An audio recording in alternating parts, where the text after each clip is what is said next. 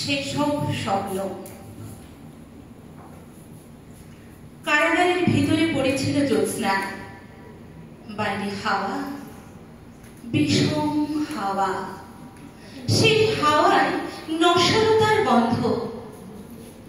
তবু ফাঁসির আগে দীনেশ গুপ্ত চিঠি লিখেছিল তার বউদিকে, আমি অমর, আমাকে মারিবার সাধ্য কাহারও নাই। মধ্যরাত্রি, আর বেশি দেরি নেই। প্রহরীর ঘণ্টা বাজে, শান্তি ও ক্লান্ত হয়।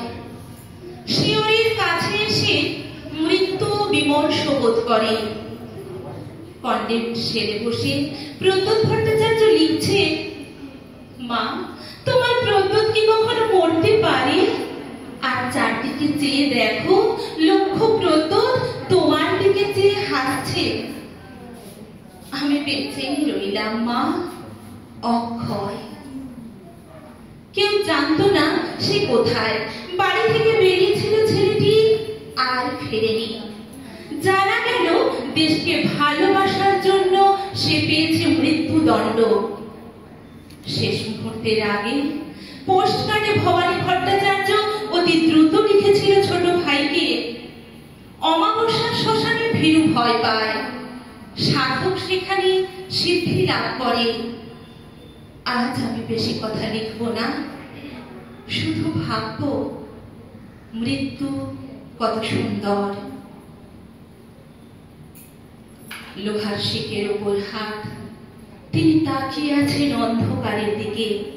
দৃষ্টি ভেদ করে যাইবে আর অন্ধকার বানময় ঘর। সূর্য সেন পাঠালেন তার শেষ বাণী, আমি তোমাদের জন্য কি রেখে গেলাম? শুধু একটি মাত্র জিনিস, আমার স্বপ্ন, একটি সোনালী স্বপ্ন। এক শুভ মুহূর্তে আমি প্রথম এই স্বপ্ন দেখেছিলাম। সেই সব স্বপ্ন এখনো বাতাসে উড়ে বেড়ায়।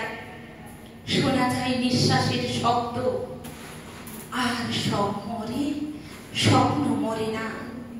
অমরত্বের অন্য নাম হয় কানু, সন্তোষ, অসীমরা জেলখানার নির্মম অন্ধকারে বসে এখনো সেরকম স্বপ্ন দেখছে।